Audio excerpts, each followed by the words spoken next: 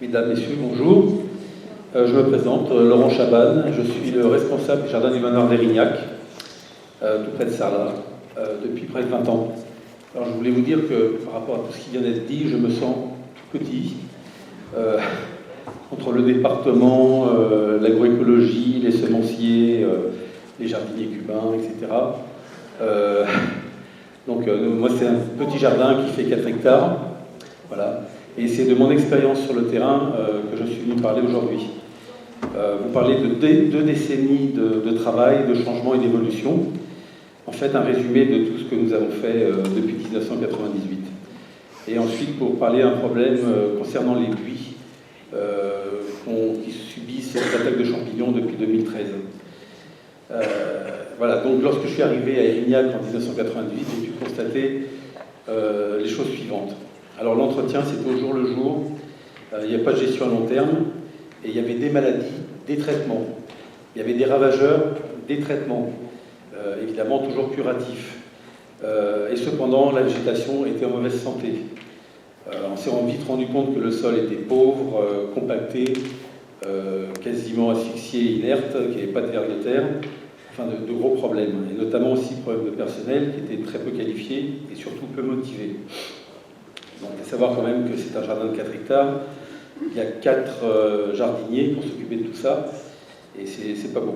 Donc il a fallu faire prendre conscience que de mauvais chemins avaient des prix. Il a surtout fallu expliquer et réexpliquer qu'il existait d'autres solutions.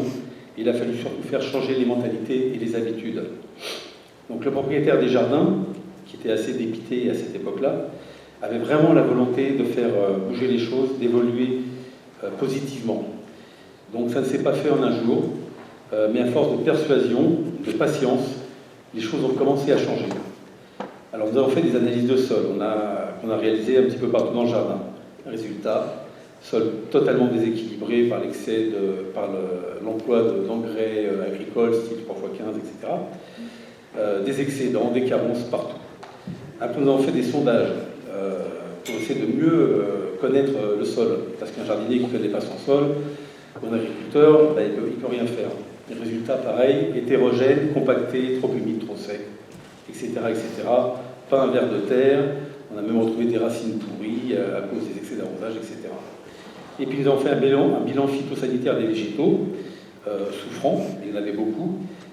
Résultat, beaucoup de maladies de dépérissement dues à des champignons. Donc des végétaux qui ne poussaient plus, qui n'étaient pas très beaux, etc. Et puis évidemment des ravageurs sur les végétaux, car ils étaient faibles et dépérissants. Donc suite à tout cela, après ces constatations, nous avons commencé à mettre un nouveau programme en route, donc à bouleverser un petit peu les habitudes. Donc nous sommes revenus à des méthodes culturales, tout ce qu'il y a de plus classique, basées sur les règles de l'art, comme le cernage des plantes, le décompactage du sol, les amendements organiques, le sarclage, le paillage, des choses que nos aïeux connaissaient très bien et qu'on avait malheureusement oubliées en quelques décennies. Nous avons réintroduit une fumure biologique, annuelle et régulière, et nous avons fait une fertilisation adaptée, raisonnée, et en suivant les résultats des analyses de terre, évidemment, pour contrecarrer les excédents ou les déficits. Donc tout ça en concertation avec des spécialistes, et notamment pour les gazons qui, à Érignac, représentent beaucoup. Nous avons fait une forte réduction des traitements phytosanitaires, et nous avons donc décidé de faire le choix des traitements préventifs, lorsqu'il y avait traitement. Alors, en supprimant la totalité des produits phyto dangereux, quand je suis arrivé, c'était assez impressionnant de rentrer dans ce qu'ils appelaient le local phytosanitaire à l'époque, ça a bien changé maintenant. Il y avait beaucoup de têtes de mort sur les emballages, donc tout ça c'est parti. Et puis on a essayé donc de les remplacer par des produits non classés ou le moins possible. Voilà. Mais tout ça en préférant surtout nourrir plutôt que traiter. Ça c'était à la base notre volonté. Alors les premiers résultats, tout simplement, avec moins de traitement, on avait moins de problèmes, bizarrement. Ou alors au pire, nous avions les mêmes problèmes, mais sans traitement. C'est-à-dire qu'on a arrêté les traitements, on avait les mêmes problèmes, mais c'était pas pire. Donc de toute façon, déjà, ce qui était positif, c'était d'avoir arrêté les traitements. Et puis tout d'un coup, assez rapidement, les végétaux ont recommencé à pousser, ils ont commencé à prendre des couleurs, etc. Et c'est surtout le sol qui a commencé à changer. On a vu donc après l'apport de matière organique, etc. on a vu les vers de terre réapparaître petit à petit, de ci, de là, dans le jardin. Et puis on s'est rendu compte qu'aussi la végétation avait un enracinement plus profond, notamment les gazons pour lesquels il y avait un effort qui était très important de fait. Et on est passé tout simplement en 98 de 2 cm d'enracinement, juste pour vous donner une idée, au bout de 3 ans, à 12 cm d'enracinement, juste avec des travaux quasiment mécaniques et des apports de matière organique. Donc c'était effectivement, les résultats étaient les plus flagrants pour les gazons. Donc nous avons vu se métamorphoser en à peine 2 ans, et nous avions donc privilégié des méthodes culturales et mécaniques, tout simplement donc en scarifiant et en décompactant le sol. Donc c'était des apports d'air, de lumière, et un passage de l'eau et des nutriments rendus plus aisés, des apports de fumier et algues biologiques, des amendements de sable siliceux sur les sols argileux, des amendements d'argile sur les sols trop légers, des semis de regarnissage du gazon par exemple, et des travaux d'entretien toujours réalisés à l'automne, donc ça évite la levée des adventices dans le gazon, donc ça évite les traitements chimiques sélectifs pour nettoyer les gazons. C'est tout bête, hein, quand je discute avec les gens sur le terrain, personne n'y pensait, tout le monde fait ses semis de gazon au printemps quand on n'y pense pas, au début de saison. Et donc on a aussi modifié les réseaux d'arrosage qui étaient soit pas bien étudiés ou alors dépérissants, donc on les a améliorés pour éviter surtout les sur- et les sous-arrosages. Et nous expérimentons depuis 2016 des fertilisations à base d'algues norvégiennes. Et apparemment, ça serait une application par an à l'automne, et c'est tout. Donc là, on a commencé à l'automne dernier, j'ai hâte de voir les résultats, et on va suivre ça de très près. Donc, en plus d'avoir obtenu de beaux gazons assez rapidement, notre plus grande fierté est d'avoir vu réapparaître les vers de terre en quantité dans les gazons. Une époque, les petits turicules, c'est la monticule de terre que font les vers de terre, déplaisaient beaucoup dans les pelouses, et ils étaient même arrivés à faire des traitements chimiques pour détruire le ver de terre. C'est une ineptie, je vous le dis tout de suite. Le ver de terre dégrade l'humus, le rend assimilable pour les végétaux, et surtout aère le terrain, etc. Et quand on détruit les vers de terre, on détruit tout ce qu'il y a dans le sol. Mais bon, c'était comme ça, à cette époque-là, on ne se posait pas trop de questions. Et donc revenons au jardin. Donc depuis 2 décennies, nous avons pu constater les changements, et ce qui a le plus payé, c'est le travail de fond. Alors effectivement, c'est celui qui ne donne pas forcément de résultats tout de suite. Mais en jardinage, en agriculture, il faut être patient, il faut savoir laisser un peu de temps au temps et à la nature de faire les choses. Et surtout, ça a été donc depuis une vraie prise de conscience qui venait d'apparaître dans ces jardins. Alors certes, il avait fallu du temps, il avait fallu des résultats visibles, concrets, pour que les gens comprennent ce qui se passait, et surtout beaucoup de travail, mais on pouvait dire que nous avions enfin changé de chemin. Il y avait d'autres perspectives, on n'était plus enfermés à se lamenter parce que ça ne marchait pas, et on allait vers quelque chose de positif. Alors je tenais à signaler que tout ça a pu se faire grâce aussi à un changement important dans l'équipe en place. Depuis 20 ans, moi, je me suis battu pour trouver et travailler avec des gens compétents, motivés, passionnés. On a un métier difficile, on a un métier proche de la nature, très agréable, envié par plein de gens. Il faut savoir que ce n'est pas toujours simple. Les aléas climatiques, le travail physique, etc. Donc des gens passionnés, c'est important. Et je voulais dire que c'était le cas maintenant. Depuis plusieurs années, je travaille avec des gens compétents, qui aiment leur métier, qui aiment la nature, et donc qui la respectent, et ils aiment aussi l'endroit où ils travaillent. Et je peux vous assurer que rien que ça, l'ambiance est formidable, et à partir de là, ça change tout. Alors, par rapport à 88, nous sommes toujours 4 jardiniers. Alors, il y a toujours 4 hectares, et je dirais même qu'il y en a plus, on s'est agrandi, mais nous ne sommes toujours que 4. Et la différence, c'est que c'est 4 jardiniers passionnés, et ça se ressent sur le terrain. Nous sommes tous sur la même longueur d'onde, et du patron jusqu'à l'aide jardinier. Il y a un dialogue permanent. On est toujours en train de parler du jardin et de ce qui s'y passe, et des plantes, et la vie de tous est pris en compte. C'est-à-dire que chacun se sent concerné. Alors je vous parle de ça parce que je pense que c'est aussi un facteur de réussite indéniable, qui a sans doute un impact non négligeable sur la nature. Que ce soit au jardin d'Érignac avec ses 4 jardiniers, que ce soit un semencier, un agroécologue, etc. Quelqu'un dans un département. Je pense que quand on est concerné par ce qu'on fait, quand on aime ce qu'on fait avec des gens qui aiment ça aussi, et ben les résultats se ressentent rapidement et fortement. Voilà. Donc j'en profite, je tenais à les remercier. Alors, je vais revenir sur les problèmes de buis. C'est surtout pour ça que je voulais parler. Donc, en 2013, on a eu de gros problèmes avec les buis. Alors, les buis, bah, vous connaissez, c'est une plante emblématique des jardins français, européens, et des grands jardins à la française, Paul-Vicomte, Versailles, etc., Landry. Il y en a partout. Des grands jardins en Dordogne, Marquessac, etc., où il y a une énorme concentration de buis. Et c'est une plante qui avait la réputation d'être extrêmement résistante, facile à cultiver, facile à entretenir, qui poussait pas trop vite. Donc c'était la plante idéale pour les tailleurs et les spécialistes d'art pierre, qui posaient aucun problème depuis des siècles. Donc tout allait très bien. Et puis tout d'un coup, deux champignons sont arrivés, sont venus d'ailleurs. Ils s'appellent Cylindrocladium et Volutella. Alors, ce sont des champignons qui ont envahi l'Europe et qui causent de gros dégâts, voire la mort des buis. Ils sont spécifiques aux buis, ils ne font pas de mal au reste, mais ils ont décidé d'embêter les buis. Et donc, avant 2013, nous avions déjà pu constater les premiers dégâts, aux alentours de 2009, sans trop y prendre garde, par ignorance et parce que personne ne savait trop quoi faire, personne ne connaissait la maladie. Alors, on a vu apparaître des taches sur les haies, par exemple. Et puis les feuilles qui tombaient par-ci par-là. Alors c'était pas énorme, hein, c'était pas trop grave, on ne s'est pas trop inquiété. Puis ça a commencé à s'agrandir, etc. Donc on s'est renseigné, notamment dans ces années-là, c'était près des fournisseurs de produits phytosanitaires, et qui évidemment avaient toujours d'habitude une réponse chimique à tous les problèmes. Là ils étaient un petit peu dépassés, donc ils nous ont proposé des produits qui fonctionnaient sur d'autres maladies, d'autres végétaux, etc., ne sachant pas trop. Donc on a pris ces produits-là, on les a essayés, et puis on s'est rendu compte que ça ne faisait pas grand-chose. Alors soit en préventif, soit en curatif, on ne savait pas trop encore. Et puis arriva septembre 2013. Alors là, c'était le coup de semonce, c'est aussi ce qui nous a permis de réagir. Après un été très chaud, est arrivée la pluie, fin août, et une baisse des températures, et là une attaque en règle de ces champignons, notamment le Cylindrocladium.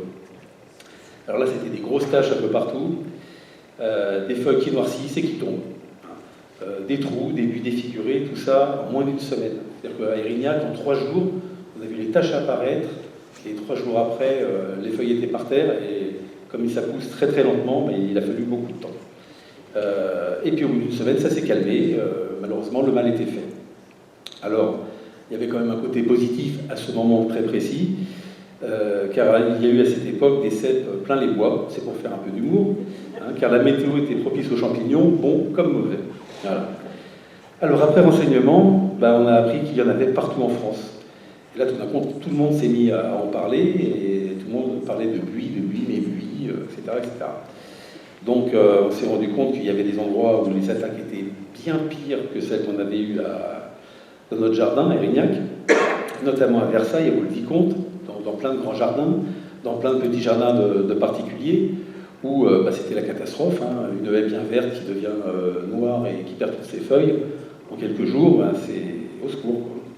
Donc après de mûres réflexions, nous avons décidé de mettre un protocole de traitement raisonné en place, parce que le choc était important quand même. Et nous, on est ouvert au public tous les jours de l'année, on reçoit près de 100 000 visiteurs, et les buis représentent plus de 30% du jardin, que ça soit en haie, mais surtout en taupière, donc avec des formes taillées, sculptées, etc. Et quand vous mettez 30 ans à former quelque chose et qui se détruit en 3 jours, c'est assez inquiétant et flippant. Voilà. Donc, on a décidé de faire un protocole de traitement. Nous avions des obligations de résultat. Il fallait que les buis et les végétaux restent en bonne santé. Donc, à cette époque-là, nous avons décidé de faire les traitements classiques à base de fongicides. Alors, on n'a pas fait comme faisaient nos fournisseurs en disant prenez tel produit, essayez-le, etc. Donc, on a fait des recherches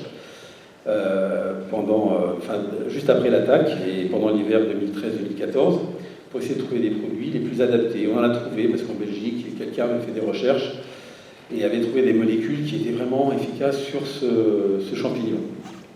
Donc, et ces produits étaient évidemment homologués en France.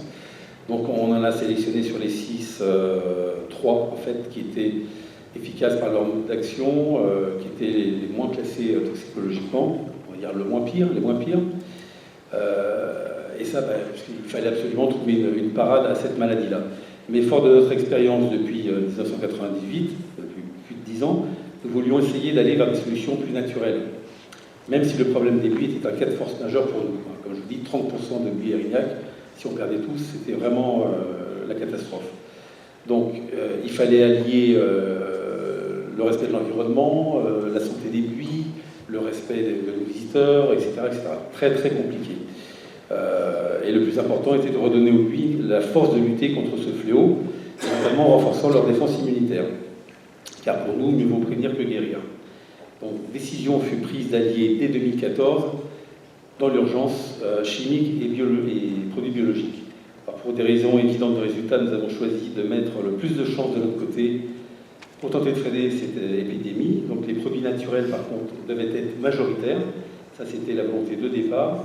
Et on espérait que ça représenterait 100% des traitements le plus tôt possible. Donc après des recherches durant l'hiver 2013-2014, nous avons sélectionné plusieurs produits biologiques. Donc des mélanges de purin d'ortie, de prêle, de fougère, de jus de consoude. Tout simplement parce que c'était ce qu'on appelle les méthodes de grand-mère, tout simplement parce qu'on savait que par exemple la prêle avait un effet fongicide sur les champignons et était totalement biologique. En plus, il y avait plusieurs modes d'action avec ces produits-là et ces mélanges de purin, à savoir qu'on pouvait avoir des actions foliaires, c'est-à-dire qu'en traitant directement sur le feuillage, on agissait directement avec les champignons, mais aussi on pouvait faire des traitements racinaires en arrosant le sol, qui donc étaient absorbés par les racines et avaient un effet sur toutes les spores du champignon qui pouvaient être présents sur le sol. Ça d'une part. Deuxièmement, on a utilisé un mélange biologique, donc on a trouvé à Brive, en Corrèze, qui est utilisé en fait en agriculture biologique et sous forme de liquide et sous forme de granulés, et pareil avec une action foliaire et racinaire. Donc ces deux produits-là, on fait des pulvérisations foliaires une fois par mois, du mois de mars jusqu'au mois d'octobre, et on fait des arrosages au sol au printemps et à l'automne pour stimuler les racines. Et on a trouvé un produit biologique liquide, donc qui est apparenté à un engrais foliaire, mais qui est spécialement fabriqué pour le buis. Donc il y a dedans des métaux style argent, cuivre, il y a aussi de l'acide salicylique. Alors ils ont tous un petit peu leur recette miracle, mais en attendant ils avaient fait leurs preuves sur le terrain en agriculture par exemple.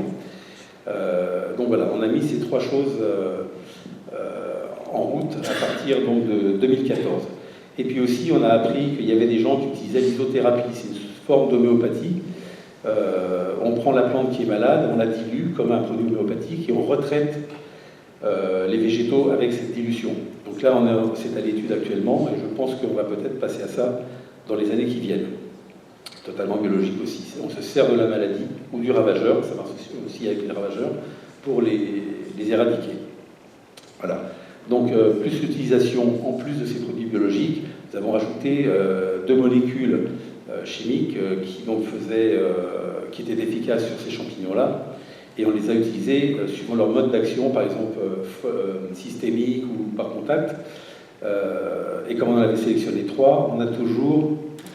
Oh, 2 minutes. Et en essayant de les alterner, jamais utiliser les mêmes pour éviter les phénomènes de résistance. Donc l'utilisation de ce mélange, on le fait en préventif, on le fait dès le mois de mars jusqu'au mois d'octobre, tous les mois. On n'attend pas que la maladie soit là. Et c'est surtout, donc on renforce la défense immunitaire de la plante. Voilà. On utilise aussi des méthodes culturales. Donc par exemple, les végétaux qui avaient été le plus atteints ont été taillés sévèrement. On a nettoyé les pieds, on a brûlé les tailles qui étaient infectées. On a désinfecté les outils de coupe et on a fait des apports de matière organique, de fumier et d'algues bio au pied de chacun. On a drainé les zones qui étaient trop humides et qui étaient favorables au développement des champignons. Et tout ça a porté ses fruits. Résultat, pas d'attaque en 2014. Alors que partout, le champignon continuait ses ravages. 2015, il y a eu une journée internationale du buis à Vaux-le-Vicomte. Donc nous y sommes allés, c'était très intéressant. On a pu se rendre compte de ce qui n'était pas fait, en fait. On a essayé de trouver, tout le monde a parlé de solutions, mais on n'a pas trouvé de solution réaliste. Et nous, on a continué notre modeste protocole sur Erignac. Et puis donc, on a réutilisé les mêmes produits biologiques, Sauf qu'en 2015, on a décidé de prendre plus qu'une seule molécule au lieu de deux. On voulait absolument réduire. Donc déjà, c'était 2 fois moins qu'en 2014. Résultat, pas d'attaque en 2015 non plus. 2016, on a créé une journée du buis à Érignac pour la région Aquitaine. Et c'était vraiment du concret sur le terrain. François y était. On a parlé vraiment avec les gens directement dans le jardin, on a parlé de ces fléaux, et on a partagé notre protocole avec tout le monde. Tout ce qu'on avait réussi à faire, on le donnait aux gens, par des livrets, par Internet, etc. Et on a réduit encore de 50% la part du chimique, donc ce qui fait qu'on se retrouvait avec 4 fois moins de produits chimiques qu'en 2014. Et toujours les produits biologiques. Donc 2016, toujours pas d'attaque, alors qu'ailleurs, il y avait des attaques importantes. En plus de ça, en 2016, on a créé un carré d'essai où on a planté des buis, on a fait des carrés d'1 mètre carré et on a traité chaque buis, enfin chaque carré avec tous les produits biologiques, mais distinctement, et les produits chimiques pour voir l'efficacité de chaque produit. Alors ça n'a pas été très révélateur, parce qu'on a planté ça en février de l'année dernière, mais je pense que cette année, ça va être très intéressant. Et je peux vous assurer que ça fait le plus grand intérêt de pas mal de monde, surtout de nos fournisseurs, et notamment ceux qui nous vendent du chimique, puisqu'on leur a dit on met en concurrence avec le biologique. Très intéressant, ça c'est à suivre. Et aussi donc des nouveaux essais avec des algues norvégiennes au pied des buis, c'est la même malle qu'on utilise sur les gazons, qui apparemment donne de très bons résultats. Donc tout ça, c'est dans le temps, on va constater les effets et on en parlera. Et alors 2017, on arrête les phytos, donc nous, la loi Labbé, on peut dire, comme nous ne sommes pas une collectivité locale ou un département, on est moins concerné, mais on a voulu, par solidarité, faire la même chose. Donc on a arrêté les traitements phytosanitaires sur les buis. Je ne vous dis pas qu'on ne les utilisera pas, on en a. Ceux qu'on avait sélectionnés. Si vraiment on a une attaque importante, on fera un traitement ponctuel. Mais c'est vraiment dans le but et la perspective donc, de supprimer tous ces produits phytosanitaires et de continuer à développer les produits biologiques et tout ce qui est PNPP. Quoi. Donc des résultats concrets depuis 2014, mais il est indéniable que nos buis vont mieux. Le feuillage est bien vert, il y a une bonne croissance qui a pris. Le redémarrage impressionnant des buis attaqués en 2013, il n'y avait plus rien du tout, ça a repoussé, ça a rebouché les trous. La résistance aux champignons continue. Lui continue à faire des dégâts un peu partout, on l'a même retrouvé aux États-Unis, donc il a traversé l'Atlantique. Pour nous, preuve que l'efficacité des biostimulants et des produits naturels sur la plante et de son milieu, ça marche. Preuve que la gestion du végétal, du sol, ça c'est important aussi, et en respectant la nature pour porter ses fruits et donner un message d'espoir pour les années à venir. Il existe autre chose et on peut faire autrement. Entre-temps, nos buis ont connu un autre fléau, la pyrale. C'est un petit papillon qui fait une grosse chenille, qui mange tout, qui mange toutes les feuilles, et il y a des buis qui, du jour au lendemain, perdent toutes leurs feuilles et peuvent dépérir au bout d'un an ou deux. Il y a des gens qui traitent avec des insecticides, alors qu'il existe des méthodes très simples, repérer les vols de papillons avec des pièges à phéromones, faire des traitements en Bacillus thuringiensis, ce qui est assez efficace. Maintenant, il existe d'autres trucs, par exemple des traitements uniquement en phéromones, ce qu'on appelle la confusion sexuelle, en mettant sur la totalité des végétaux. Le papillon arrive, il ne sait plus du tout donner de la tête, ils ne peuvent même plus se reproduire. Voilà, c'est tout bête, mais il faut y penser. C'est un peu vache pour eux, mais bon, voilà. Et là encore, donc, il existe d'autres solutions pour lutter contre tout ça, en préservant la nature. Voilà, donc, mesdames et messieurs, je vous remercie de votre attention. J'espère que je n'ai pas été trop long et que j'ai été clair surtout, parce que je crois que là, ça va c'est bon. Et en espérant que ma modeste expérience ait pu contribuer, ne serait-ce qu'un tout petit peu, à cette prise de conscience qui devient de plus en plus vitale pour tout le monde. Je rappelle que les jardins en France représentent 1 million d'hectares. Moi, je suis personnellement convaincu, et mon équipe aussi, de l'efficacité des produits naturels peu préoccupants. Et je pense tout simplement que c'est du bon sens. Voilà. Alors il faut du temps pour faire changer les mentalités, bousculer les habitudes. Il faut aussi de l'énergie, beaucoup de patience pour obtenir des résultats. Mais si tous les hommes de bonne volonté et conscients des enjeux à venir s'unissent, ce sont nos enfants et notre planète qui en seront reconnaissants. Alors à Érignac, c'est devenu une évidence. Merci à vous et bonne journée.